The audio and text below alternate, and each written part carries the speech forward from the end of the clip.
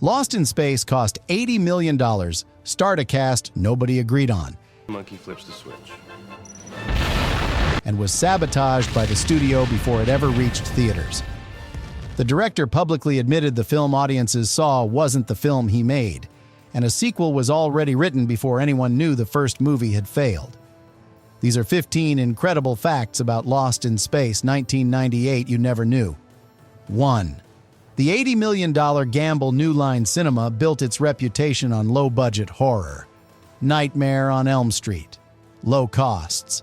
High returns. A studio that understood exactly how to make money by spending as little as possible. Lost in Space was something completely different. The $80 million production budget was the largest in New Line Cinema's history. A company that had spent decades perfecting the economics of cheap filmmaking was suddenly operating at a scale it had never attempted. Every department was bigger. Every problem was more expensive. Every mistake cost more than entire previous productions. The studio's entire identity was built on financial caution. Lost in Space threw that identity out completely. The gamble made a certain kind of sense. Science fiction blockbusters were printing money in the late 90s. The original television series had a devoted fan base. The IP was recognizable. The logic was sound. The execution was something else entirely. 2. Gary Oldman refused the hero role. The casting process for Lost in Space began with a straightforward offer. Gary Oldman received the script with an offer to play Professor John Robinson, the heroic patriarch at the center of the story. The lead, the hero, the role the film was built around. He read it and said no. Not no to the film, no to the hero. Oldman wanted Dr. Smith, the treacherous villain whose betrayal sets the entire story in motion. He communicated this preference clearly, and the production accommodated him immediately. Nobody argues with Gary Oldman about which role he wants to play. He spent weeks developing Smith's specific brand of cowardly manipulation before cameras rolled. The accent, the physical mannerisms, the precise calibration of menace and self-preservation. Oldman constructed a character considerably more interesting than the script initially suggested was possible. William Hurt took the hero role Oldman rejected. The film's most compelling performance belonged to the man who turned it down. 3. The original cast came back. The 1965 television series ran for 3 seasons and built a fan base that waited 30 years for a film adaptation. When it finally arrived, the production honored that loyalty in a specific and deliberate way. They brought the original cast back. June Lockhart, Marta Kristen, Angela Cartwright, and Mark Goddard all appear in the film in cameo roles. Veterans of the original Robinson family placed inside the new version as a direct acknowledgement of where the story came from. The production went further. Dick Tufeld, the actor who provided the robot's voice in the original television series, returned to voice the redesigned robot in the film. The body was new. The voice was the same one that had been warning the Robinson family of danger since 1965. For longtime fans, hearing that voice come out of the new machine was the film's single most effective moment. Some things don't need to be reinvented. Sometimes the right decision is simply to call the original and ask if he's available. He was. 4. The robot cost $1 million. The original television robot was a man in a suit operated by hand. Functional, iconic, beloved, and built on a budget that reflected what 1960s television could afford. The 1998 version cost $1 million to construct. A fully functional mechanical suit requiring a dedicated team of engineers and operators present every single day of production. Not a prop that could be pulled from storage and placed on set. A complex machine that needed its own crew, its own maintenance schedule, and its own space in the production budget that dwarfed what most films spend on entire supporting cast salaries. The engineering team built the robot to be physically imposing in ways the original never attempted. Taller, more mechanically complex, capable of movements that required genuine technical problem-solving to execute on camera. $1 million for a single prop. That number tells you everything about how New Line Cinema was approaching this production. It also tells you everything about why an $80 million budget disappeared so quickly. 5. Matt LeBlanc was paid. $5 million Friends was the biggest television show in America in 1998. Matt LeBlanc was one of its 6 stars. Studios understood that attaching a Friends cast member to a major production was a direct line to the show's enormous audience. New Line Cinema paid $5 million for that line. LeBlanc was cast as Major Don West and compensated at a rate that had nothing to do with the role and everything to do with who would see his face on the poster and buy a ticket. The calculation was straightforward. Friends viewers would follow LeBlanc to a science fiction film they might otherwise ignore. Opening weekend numbers would justify the salary. The strategy was reasonable on paper. It reflected how Hollywood had learned to use television fame as a marketing tool in the 90s. What it couldn't guarantee was that a Friends audience and a Lost in Space audience were the same people, or that either group would return for a second viewing. They didn't. 6. The spider scenes traumatized the lead actress. The mutant spider sequence required 40 individual animatronic spider robot creatures built in varying sizes. The sequence was designed to be one of the film's most visually striking set pieces. On paper, it was ambitious and exciting. For Lacey Chabert, who played Penny Robinson, it was a genuine ordeal. Chabert had a severe phobia of spiders that existed long before she was cast in the film. The production was aware of this. Their response was to hire a therapist specifically to work with Chabert through every scene involving the spider creatures, coaching her through each setup and each take as the animatronic figures moved around her on set. The therapist was present for the duration of the spider sequences. Every shot, every angle, every reset between takes. Chabert completed every scene. The performance reads as frightened because the actress was frightened, working through a real phobia with professional support on a film set while cameras rolled. The sequence made the final cut. The therapy bills, presumably, did not. 7. William Hurt refused to talk to his co-stars. William Hurt arrived on the Lost in Space production with a specific and unwavering approach to playing Professor John Robinson. The character was emotionally distant from his family, disconnected, present physically, but absent in every way that mattered. Hurt decided to live that disconnection. He refused to socialize with his fellow cast members between takes throughout the entire production.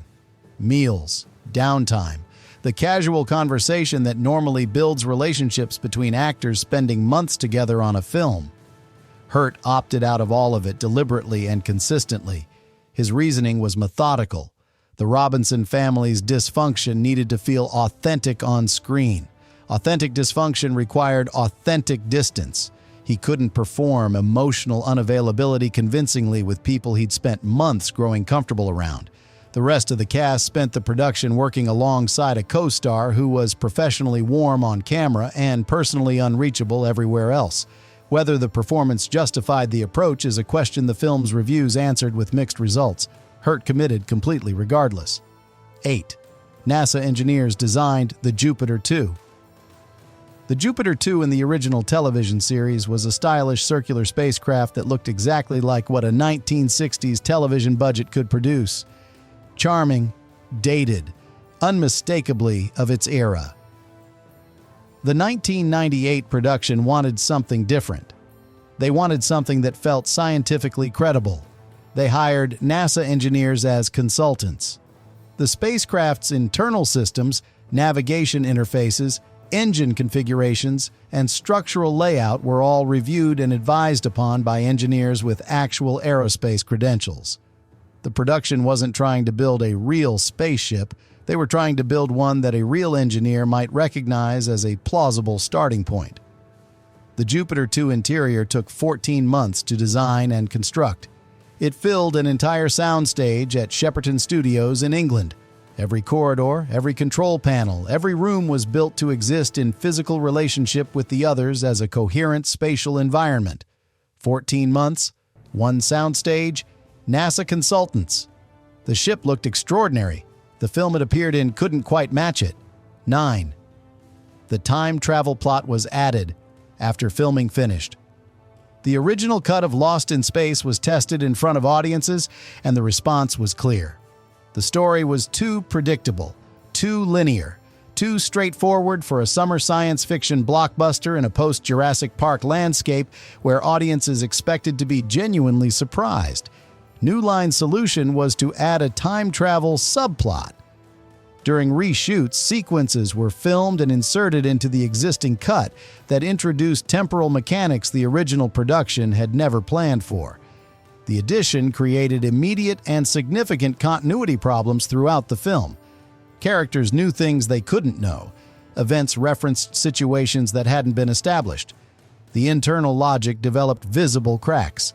Editors spent weeks attempting to resolve the contradictions. Several remained in the final cut. Critics noticed them immediately. The time travel plot was intended to make the film more sophisticated. It made it more confusing.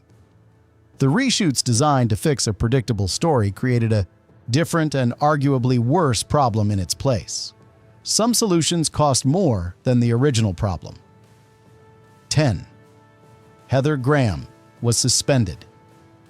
On wires for months, the zero-gravity sequences aboard the Jupiter 2 required Heather Graham to perform the majority of her scenes suspended on wire rigs simulating weightlessness. The effect on screen is convincing and fluid. The process of achieving it was physically punishing. Graham spent months on set hanging in harnesses for hours at a time across shooting days that stretched well beyond what any single suspension session should reasonably last.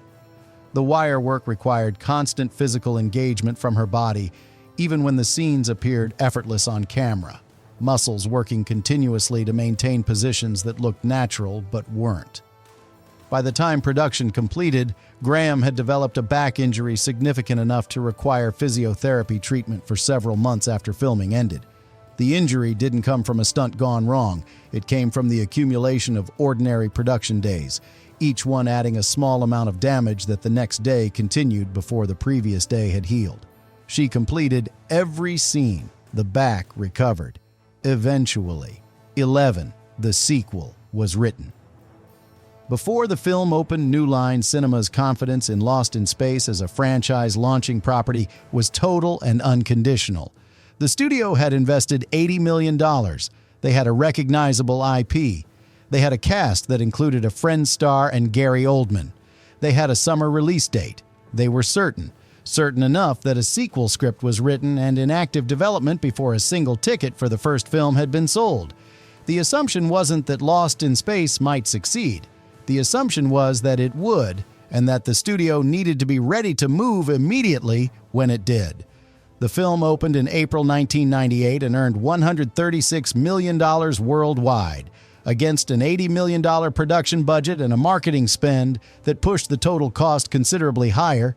That number represented a loss. The sequel was canceled within weeks.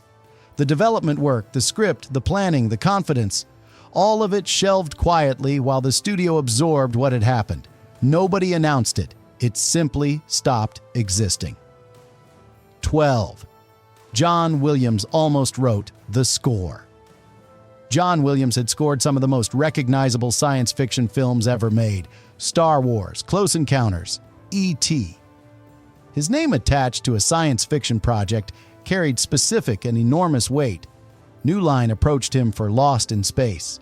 He was interested. Scheduling conflicts made it impossible. Williams was committed elsewhere, and the Lost in Space production timeline couldn't accommodate him. The opportunity closed before it fully opened.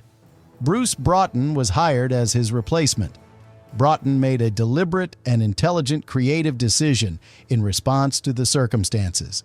He incorporated melodic references to the original 1965 television series theme throughout the score, giving fans of the original show an audio connection to the property's history that pure original composition would have eliminated.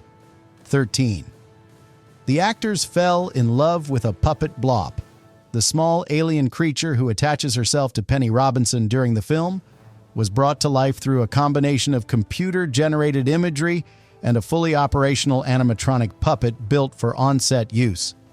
The puppet was extraordinary. Its facial range was sophisticated enough that actors interacting with it on set responded to it instinctively, as though it were a living creature rather than a machine. Director Stephen Hopkins recognized what was happening and deliberately encouraged it. He wanted his cast genuinely reacting to Blop rather than performing reactions to empty space they'd fill in mentally. The most human moments in a film full of expensive technology came from actors talking to a machine and meaning it. 14. The director disowned the finished film. Stephen Hopkins arrived on Lost in Space as a director with a specific vision for what the film could be. Darker than the studio wanted, more emotionally complex, a science fiction film that took its characters seriously rather than using them as vehicles for special effects sequences. New Line Cinema had different ideas throughout. The interference began during production and continued through post. Script changes arrived from the studio. Reshoots were ordered. Tonal adjustments were demanded. The balance between character and spectacle was pushed consistently in one direction by executives who were managing an $80 million investment and had opinions about how that investment should behave on screen. Hopkins completed the film. He then spoke publicly about what had happened. 15. 22 minutes were cut and never released. Somewhere in New Line Cinema's archives, there are 22 minutes of Lost in Space that no audience has ever seen. Test screenings of the early cut produced negative responses to specific material. The Robinson family's fractured relationships were depicted with a rawness that test audiences found uncomfortable rather than engaging. A midpoint sequence described by people who saw it as genuinely bleak landed wrong with viewers expecting a summer entertainment. New Line ordered the cuts. Hopkins complied because he had no choice. The removed footage has never appeared in any home video release. No director's cut has been announced. No special edition has restored what was taken out. The theatrical version remains the only publicly available version of the film, 22 minutes lighter than what Hopkins originally assembled. Whether the darker cut is a better film is a question nobody outside a studio screening room can currently answer. Nobody has yet. So which truth about Lost in Space hit hardest? Drop your answer in the comments. And let us know. Does Lost in Space deserve a proper director's cut release, or is some things better left in space? Subscribe and hit the bell. More classic sci-fi secrets are coming. See you in the next one.